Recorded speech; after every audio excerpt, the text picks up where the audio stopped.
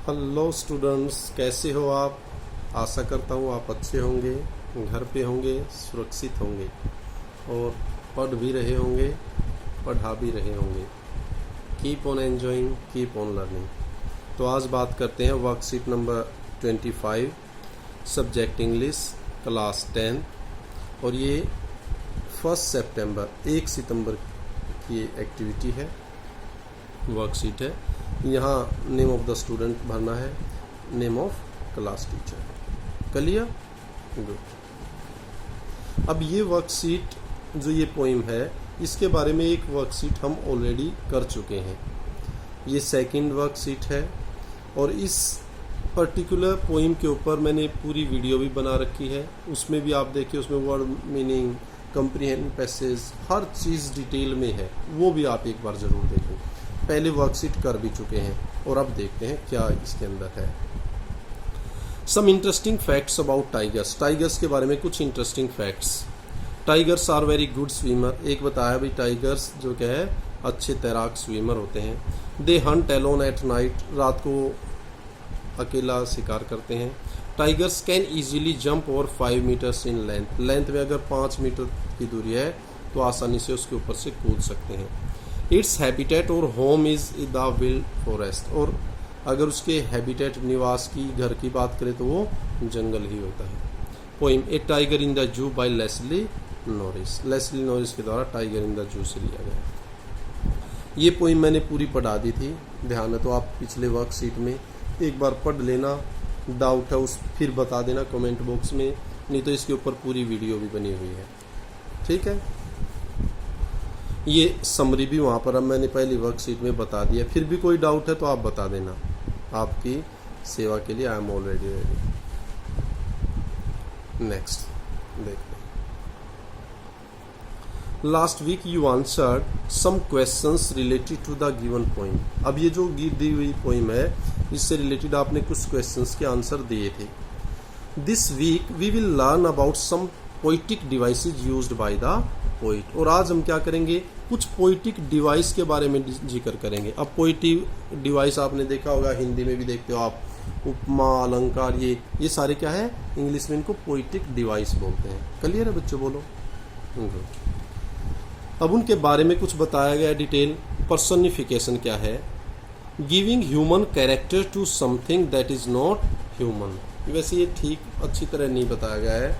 इसमें क्या होता है, किसी भी व्यक्ति वस्तु को मानव के अंदर जो क्वालिटीज होती हैं उनसे अलंकृत करना, अर्थात ह्यूमन क्वालिटीज को बताना भी इसके अंदर तो इस जैसा लग रहा है, तो उसको कहते हैं पर्सनिफिकेशन, और हिंदी में इसको बोलते हैं मानवीकरण। क्लियर है बच्चों। नेक्स्ट है रेपिटेशन। रेपिटेशन होता है दोहराना, कोई चीज, किसी चीज को बार बार रिपीट करना। Poet uses repeating words to show importance of something. किसी चीज की इंपॉर्टेंस दिखाने के लिए पोइट किसी चीज को बार बार रिपीट करता है। Next imagery. इमेज, वैसे इमेज होता है आकृति, वो इमेजरी क्या होती है कि आपके माइंड में कोई चीज बताई जाए तो बिल्कुल सेट हो जाए, उसको बोलते हैं imagery. Poet uses words which create a picture in your mind. इस तरह की वर्ड्स का यूज करेगा जिससे आपके माइंड में एक पिक्चर, एक तस्वीर, एक खाका तैयार हो जाता है। Rhythm, rhyme scheme. अब राइम स्कीम मैंने हर पोइम में बताई है, बहुत सारी वीडियोस बनी हुई है। राइम स्कीम फिर बता देता हूँ कि एक सुर, लय, ताल के लिए जो आप वर्ड्स चूज करते हो, जो सेम साउंड देते हैं, उसको राइम स्कीम बोलते हैं। Poet uses words with same sound to give a musical effect to a poem. Poet किसी भी पोइम को एक म्यूजिकल इफेक्ट देने के लिए एक ही जैसी साउंड को सिलेक्ट करता है, यूज करता है, उससे राइम स्कीम बन जाती है। क्लियर। एलिट्रेशन। एलिट्रेशन को अलंकार भी कहते हैं। इसमें क्या होता है, रेपिटेशन ऑफ नेबरिंग वर्ड्स और sounds, cramped circles, here C is repeated. Alliteration क्या है, इसके अंदर कह रहा है नेबरिंग वर्ड्स, अर्थात पास पास आने वाले वर्ड्स या साउंड को रिपीट किया जाता है। जैसे क्रैम्प्ड सर्कल, अब सी यहाँ भी आया हुआ है, यहाँ भी आया हुआ है, तो इसको बोलते हैं alliteration. In the following lines choose the poetic device और devices used by the poet. तो आपको पोइटिक डिवाइसेस बतानी है। अब देखें क्या क्या है। He stalks in his vivid stripes, name both the devices used here. अब आपको दोनों बतानी है। अब इसमें कौन कौन सी, एक तो ही स्टॉक्स वो चलता है, अब वो आदमी थोड़ा ना है, लेकिन आदमी की क्वालिटी से तुलना की तो यहाँ क्या हो गया, पर्सनिफिकेशन। दूसरा, एक इमेज क्रिएट कर दिया आपके माइंड में, हाँ भाई इस तरह का है, ऐसे दिख रहा है, तो इमेजरी। क्लियर है बच्चों, बोलो। Next, on pads of velvet quiet in quiet rage, क्या है इसमें, रेपिटेशन आया हुआ है। रेपिटेशन क्या है, अब देखो जैसे क्वाइट क्वाइट रेज, इस तरह। Clear. But he is locked in a concrete cell, अब ये कंक्रीट सेल, ये क्या है, एलिट्रेशन।